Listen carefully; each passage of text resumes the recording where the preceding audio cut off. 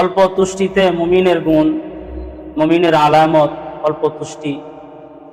এজন্য বান্দা একমাত্র মালিকেরই শুকর গুজার করবে। তবে হ্যাঁ, দুনিয়াতে কেউ যদি কারো উপকার করে, কল্যাণের কাজ করে, মুহাম্মদ নবী সরকার দু আলম নবী, দু জাহানের বাদশাহ পয়গম্বর মুহাম্মদুর রাসূলুল্লাহ সাল্লাল্লাহু আলাইহি ওয়াসাল্লাম তিনি বলছেন, মান লাম ইয়াশকুরিন নাস ফা ইল্লাম ইয়াশকুরিল্লাহ। যারা মানুষের শুকরিয়া আদায় করতে জানে না, তারা আল্লাহ পাকেরও শুকরিয়া আদায় করতে জানে না। এজন্য মানুষ যখন উপকার করে, মানুষ যখন ভালো পথ দেখায়, তখন ওটার শুকরিয়া আদায় করতে হয়।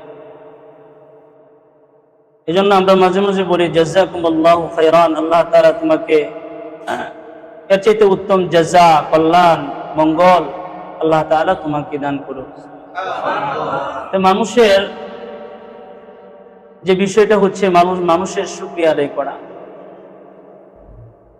রাসূল বলছেন যে মানুষের শুকরিয়া আদায় করলো না, সে আল্লাহ পাকেরও শুকরিয়া আদায় করে না।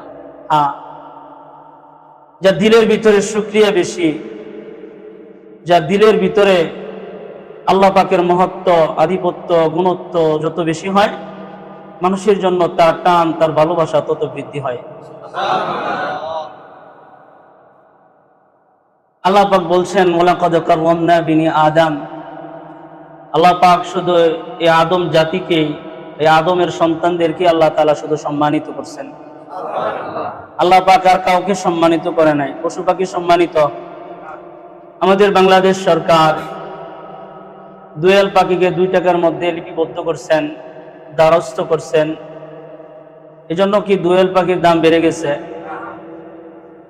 ইলিশ